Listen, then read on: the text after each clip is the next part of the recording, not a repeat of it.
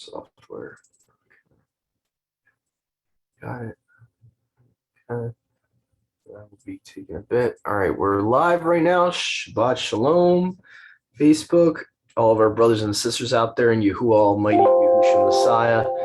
Okay, we are the Awakened by Yahuwah Fellowship Assembly. We are going to be doing today we're going to continue today our weekly Sabbath Haftarah readings. So today we will be doing, to start off, we will be doing Deuteronomy 1-3. I will have my three-way parallel view here.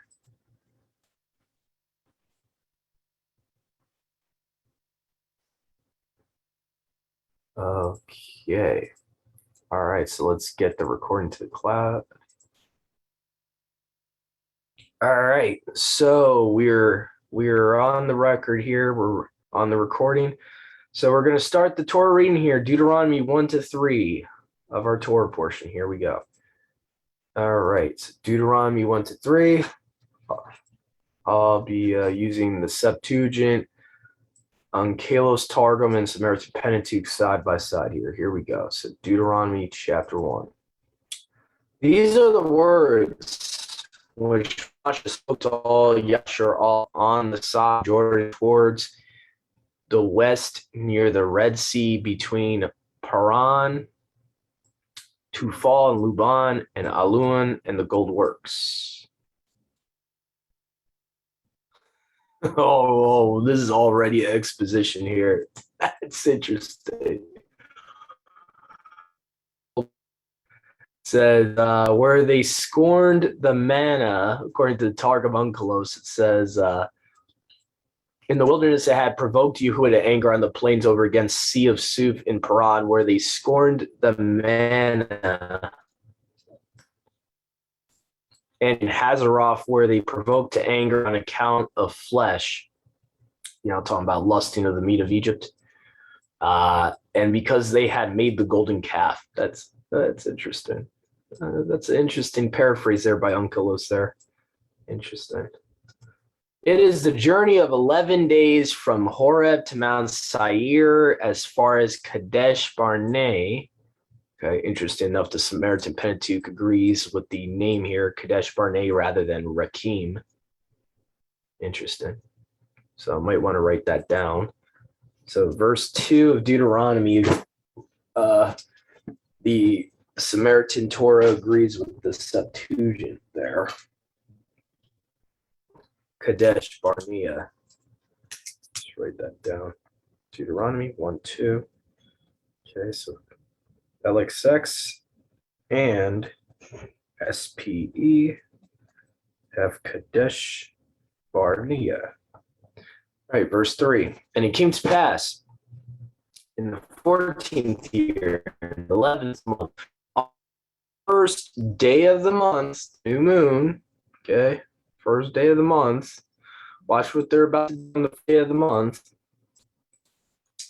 Moshe spoke to all the children of Yasharal, according to all the things which Yahuwah commanded him for them.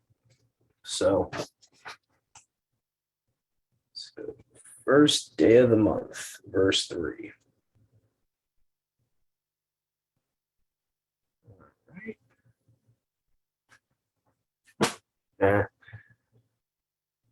And going to verse 4 here. After he had smitten Sihon, king of the Amorites, who dwelt in Eshban, and Og, king of Bashan, who dwelt in Ashtaroth, in Edrene,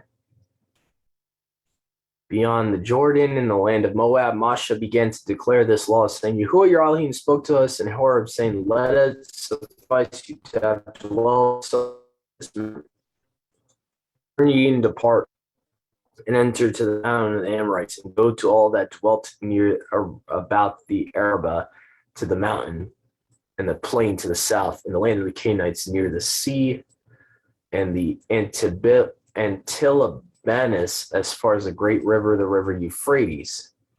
Behold, Eluah has delivered. Now, wow, okay, that's weird. The Targum Onkelos makes it sound like Moshe is the one giving them the land. Okay, that's extremely strange. Okay. Anyway, behold, Alua has delivered the land before you. Go in and inherit the land which I swore to your fathers, Abraham, Isaac, and Jacob, to give it to them and to their seed after them. I spoke to you at that time, saying, I shall not be able by myself to bear you. Yahuwah your Alua has multiplied you, and behold, you are today as the stars of heaven for multitude. Yahuwah Elohim of your fathers add to you 1,000-fold more than you are, and barak you as he has spoken to you.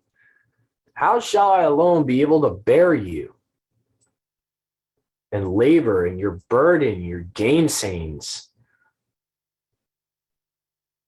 Take to yourselves wise and understanding prudent men for your tribes, and I will set your leaders over you. And you answered me and said, the thing which you have told us is Tob to do. So I took of you wise and understanding prudent men, and I set them to rule over you as rulers of thousands, rulers of hundreds, rulers of fifties, and rulers of tens, and officers to your right rulers. And I charged your right rulers at that time, saying, hear causes between your brothers, and rule rightly between a man and his brother, and the stranger that is with him. You shall not have respect to persons in right ruling. You shall rule small and great equally. You shall not shrink from before the person of a man, for right ruling is Alua's, and whatsoever matter shall be too hard for you, you shall bring it to me, and I will hear it. And I charge upon you at that time all the commands which you shall perform. And we departed from Horeb and went through all the great wilderness and terrible which you saw by the way of the mountain of the Amorite, as Yahuwah our Alua charged us, and we came as far as Kadesh Barnea. Again, it's weird. It's like the Onkelos is the odd man out when it's talking about this location, because the Samaritan Pentateuch and Septuagint both say Kadesh Barnea, unless it's the same place and it's just a different name. It's just weird to me that Rakem Gia keeps being used instead of Kadesh Barnea. Yeah, go ahead, Joshua. That term is not even in the Masoretic. Masoretic even says Kadesh Barnea. Yeah, it's weird. That's like a little question mark I'm gonna have to put there, like where they're getting that name from. Rakem, is it Rakem Gia? The heck? I don't know where they got that from. Anyway, and I said to you, you have come as far as the mount of the Amorite, which Yahuwah our Elohim gives to you. Behold, Yahuwah your Elohim has delivered us the land before you. Go up and inherit it, as Yahuwah Elohim of your father said to you. Fear not, neither be afraid. And ye all came to me and said, let us send men before us, and let them go up and land for us, and let them bring back to us a report of the way by which we shall go up, and of the cities into which we shall enter. And the saying pleased me, and I took of you 12 men, one man of a tribe. And they turned and went up to the mountain, and they came as far as the valley of the cluster and survived it. And they took in their hands of the fruit of the land and brought it to you and said, the land is Tob, which Yahuwah our Elohim gives us. Yet you would not go up, but rebelled against the words of Yahuwah our Elohim. This is something I do like that this Onkelos actually does here. See here, I think something happened here. Got a little glitch here with the droid. Whatever. Stop my video here. Something glitched there. Anyway, in verse 26, in Deuteronomy 1:26 says, but you were not willing to go up, but were rebellious against the word of Yahuwah, your Elohim. So I found that interesting.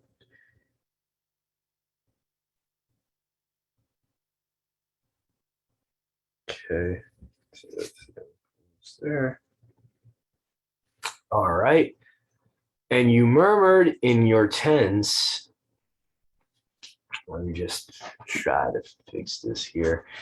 And said, because Yahuwah hated us, he has brought us out of the land of Egypt to deliver us into the hands of Amorites to destroy us. Where do we go up? And your brothers drew away your heart and saying, it is a great nation. Yay, what the heck just happened here? Okay. All right, let me just make sure. So, great nation, we just left off at here. Okay. So, it's a great nation, populous and mightier than we. And there are cities great and walled up to heaven. Interesting. Cities and walls that reach up to heaven. Where have we heard that before? A tower that reaches up to heaven. Okay, so let's see here. So Deuteronomy was at 128. Cities and walls that reach up to heaven. And you'll see a little connection here who are actually living here in these cities and walls that reach up to the heavens. Moreover, we saw the sons of the giants. And I said to you, fear not, neither be afraid of them. Yahuwah your Elohim goes before your face, he shall fight against them together with you effectually, according to all that he worked for you in the land of Egypt. And again, what I think is interesting about the Unkelos, instead of it saying Yahuwah your Elohim's coming, it goes before you. It says the word of Yahuwah will go before you. Very interesting. And this actually makes a lot of sense. Yahusha is like the commander of Yahuwah's army. So this actually makes perfect sense. And will fight for you according to all that he did for you in Mitzrayim in your sight. Verse 31, and in this wilderness, which you saw by the way of the mountain of the Amorite, how Yahuwah your Elohim will bear you as a nursling, as if any man should nurse his child. Okay, so now we're going to go to verse 32 here. And in this matter, you believe not Yahuwah, our Elohim. And again, the Targum has the word of Yahuwah there. Word of Yahuwah, our Elohim, who goes before you in the way to choose you a place, guiding you in the fire by night, showing you the way by which you go in a cloud by day. And Yahuwah heard the voice of your words, and being greatly provoked to swear, he swore, saying, not one of these men shall see this Tob land which I swore to their fathers, except Caleb, son of Yefuneh. He shall see it, and to him I shall give the land on which he went up, and to his sons, because he attended to the things of Yahuwah. I like how the Unkelos here says he has been upright in the fear of Yahuwah. I think that's a little bit clearer there, what it means to attend to the things of the Father. to be upright in the fear of Yahuwah. Okay. So, yep. Go ahead, Joshua. I see your hands up. So I was looking at the ABP version. I was looking at what the words were in verse Deuteronomy 1:8, where you mentioned that it says the Onkelos uses behold, or one of them says, behold, Yahuwah has delivered up before you the land. And one of them seems to imply that Masha did. I'm looking even at the LXX, the words are the same as the ABP. Neither I implying as Masha or Yahuwah are there. It simply says, behold, delivered before you the land. Or behold, the land delivered before you. Yeah. So I guess it's a translator thing then. Okay, so I guess the translator's trying to improvise to figure out what the context of who delivered the land. Yeah. I see what happened there. Yeah. Even though Alua is not there or Theos is not there, I mean, it kind of should be. I mean, there should be a little bit more context than just the phrase "delivered the land to you." So I'm glad at least Brenton actually decided to kind of try to give some context to who delivered the land rather than leave it up to just deliver the land. Yep, go ahead, Joshua.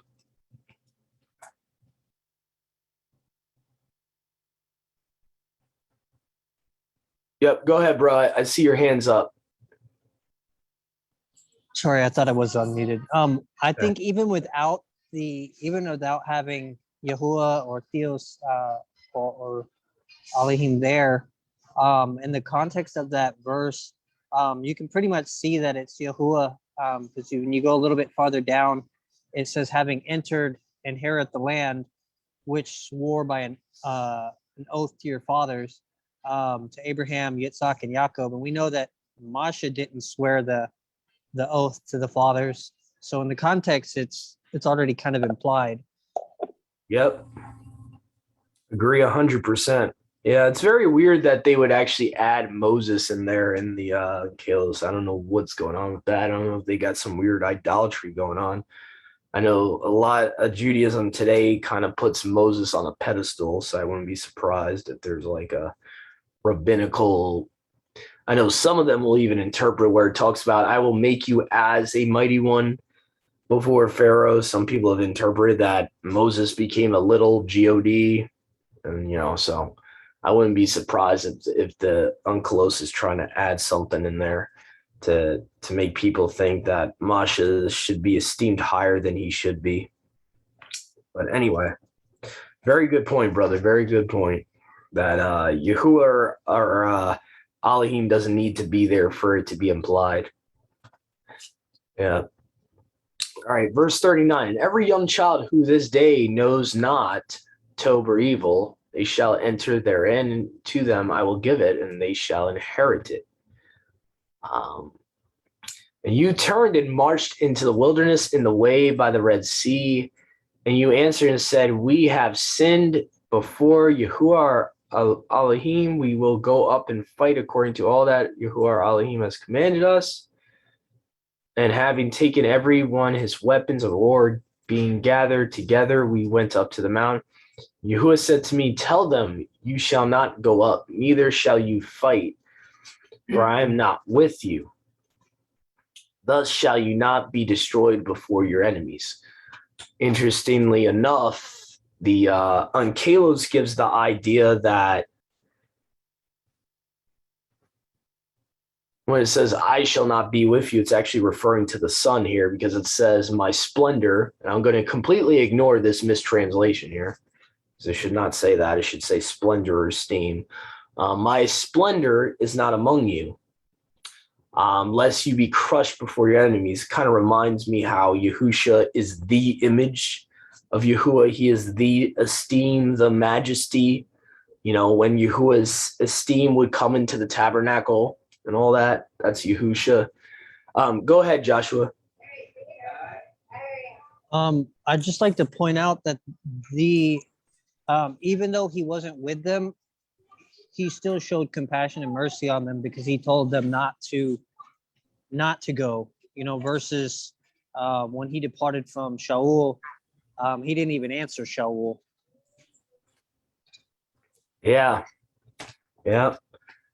He definitely was showing them compassion. He just, at that moment, they were in sin. They couldn't be in his presence, is I think what was actually happening, because sin separates us from the Father. So they were trying to do stuff in their own way, and he's like trying to warn them, listen, I can't go up with you if you do that. I'm not going to be with you, and the Amorites are going to kick your butt.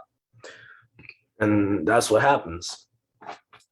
So verse 43, I spoke to you and you did not hearken to me. You transgressed the commandment of Yahuwah and you forced your way and went up into the mountain.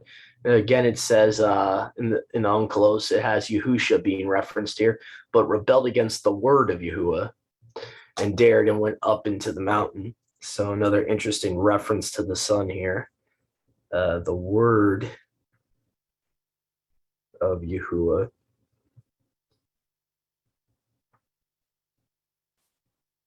Okay, so now they're going up to the mountain, fighting the Amorites.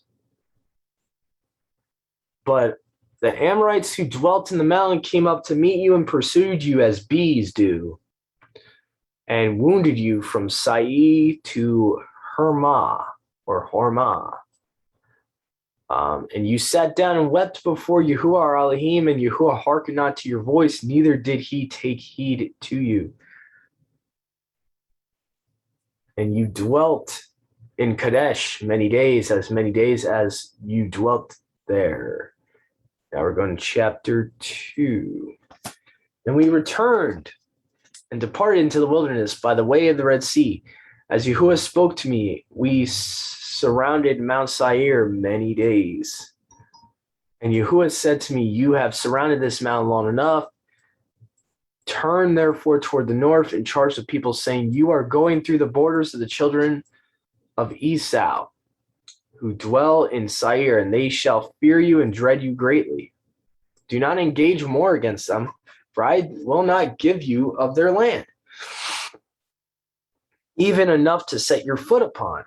For I have given Mount Seir to the children of Esau as an inheritance. And this is showing you who is predestination of when he promises something, no matter how wicked someone is, he promised someone something. So for whatever reason, he gave an inheritance to the children of Esau. For whatever reason, to coin the phrase by Jim Staley, doesn't matter what you think. Doesn't matter what you think about the Edomites and all that. He gave them a piece of land. So that, but anyway, buy food of them for money and eat, and you shall receive water of them by measure for money and drink.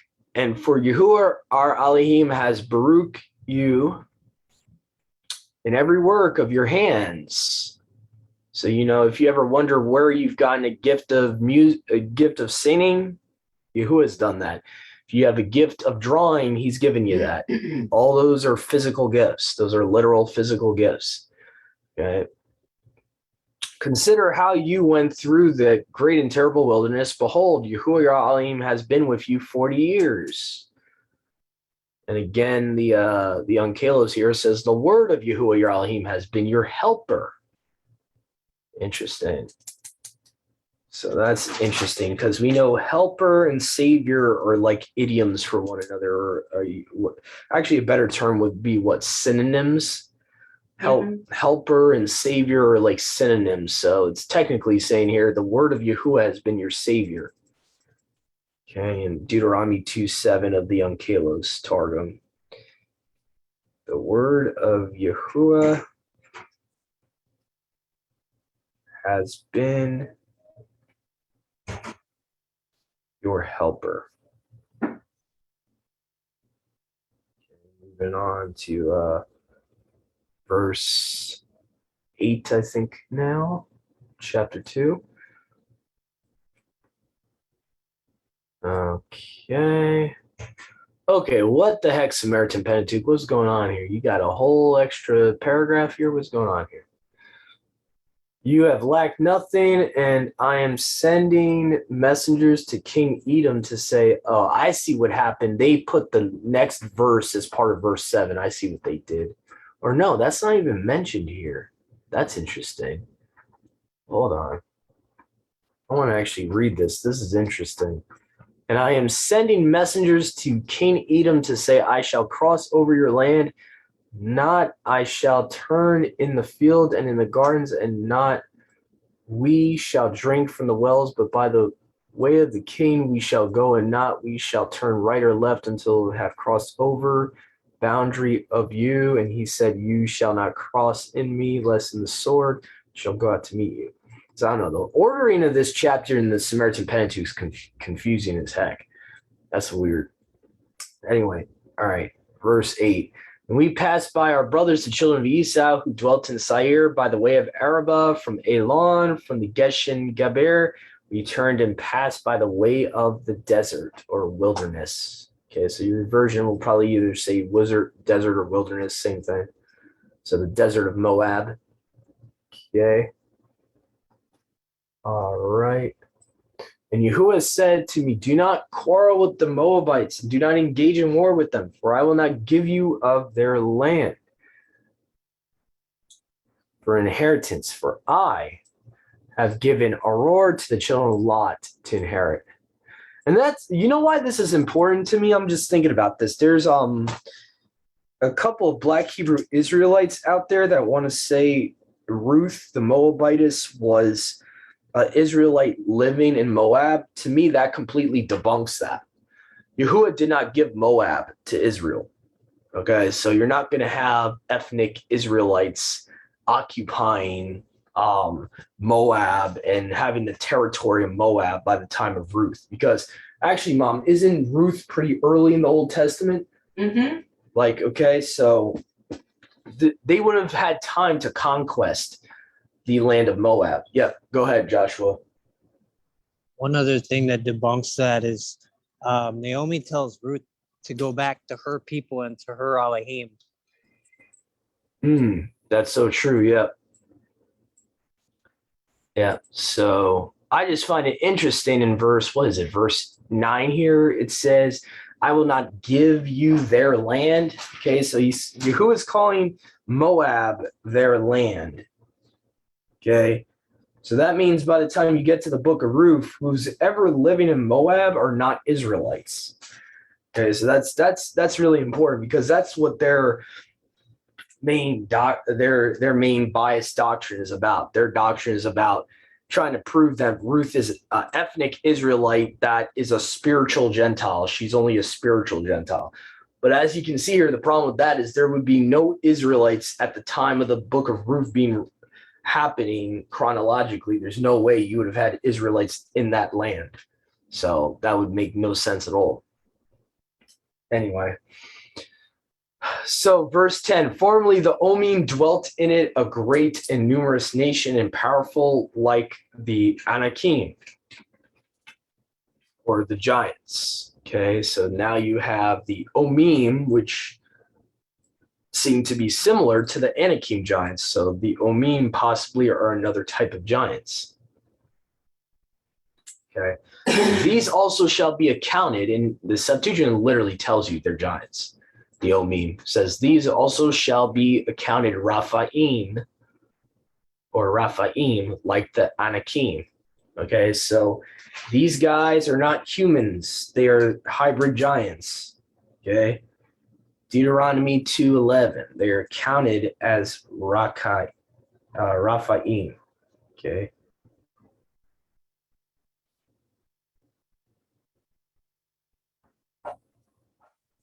Okay, like the Anakim, the Moabites shall call them Omim.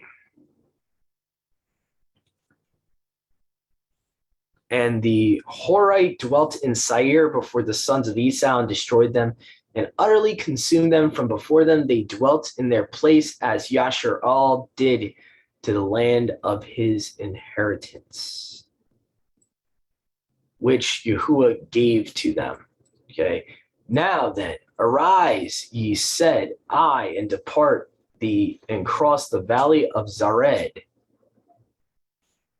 And the days in which we traveled from Kadesh Barnea till we crossed the valley of Zared were 38 years. Now, what I find interesting, and this is kind of like a really gray area here. The first chapter, right, started at what day of what month? The new moon, right?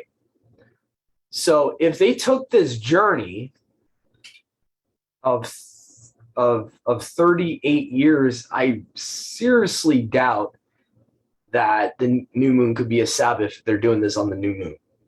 I seriously doubt it if they're starting this journey of going through the valley of Zeret. I'm just saying, if that's the case, then you kind of got to discount the new moon as a Sabbath. So I just find that interesting. If chronologically that's what's happening here, from Deuteronomy 1 to Deuteronomy 2 here. Okay, so pass over the borders of Moab. All right, so what verse was I at, Mom? Verse 20, was it? I think so, yeah. You shall draw near to the children of Ammon. Ammon, yeah. No, I think it was before that. Hold on.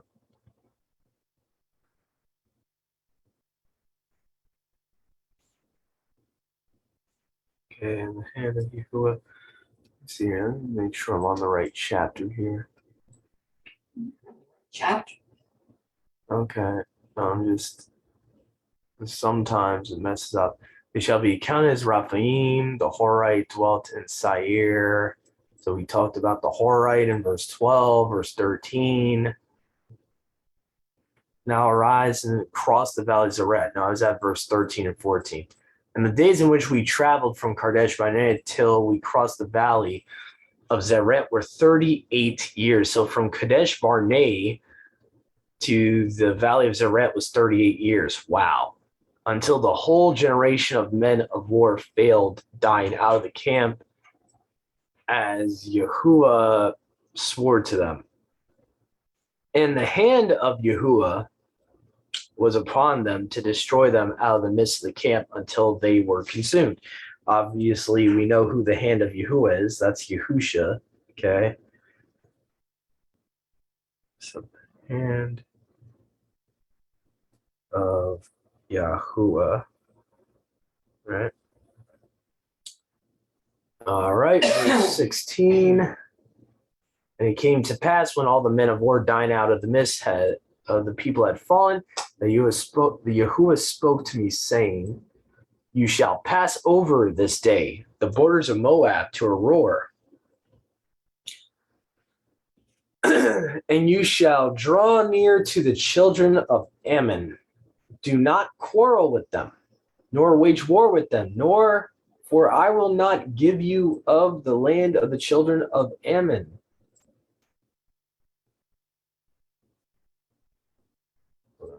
Children of Ammon for inheritance, because I have given it to the children of Lot for inheritance. And it shall be accounted a land of Raphaim.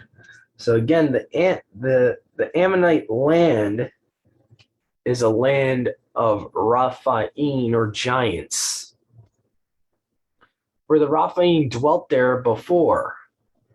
And the Ammonites called them Zokanim. So the Ammonites are not giants, but it's the land of giants, meaning the land before the Ammonites got there was occupied by giants. A great nation and populous and mightier than you, as also the Anakim, yet Yahuwah destroyed them from before them, and they inherited their land, and they dwelt there instead of them until this day, as they did to the children of Esau, so that dwell in Seir, even as they destroyed the Horite from before them and inherited their country and dwelt there instead of them until this day. The Avim or Avites who dwell in Ashdod to Gaza, and the Cappadocians who came out of Cappadocia destroyed them and dwelt in their room. Interesting. Cappadocia. We see that later in the New Testament. Same type of terminology. Now then, arise and depart and pass over the valley of Arnon.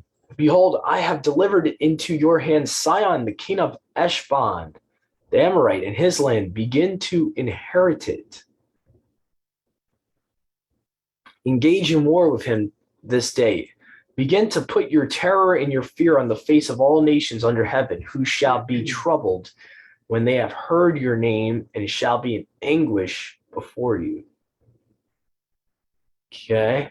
And I sent ambassadors from the wilderness of Kadamoth to Sihon, king of Heshbon, with peaceable words, saying, I will pass through your land. I will go by the road. I will not turn aside to the right hand or to the left.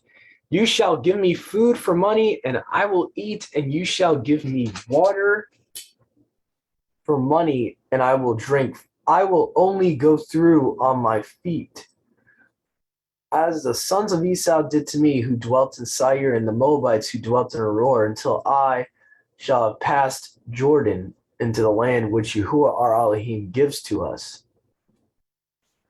And Sihon, the king of Heshbon, would not that we should pass by him, because Yahuwah our Elohim hardened his spirit and made his heart stubborn, that he might be delivered into your hands, as on this day. And Yahuwah said to me, behold, I have begun to deliver you, Sihon, the king of Heshbon, the Amorite, and his land, and do thou begin to inherit his land. Sihon, the king of Heshbon, came forth to meet us, and he and all his people to war at Yahaz.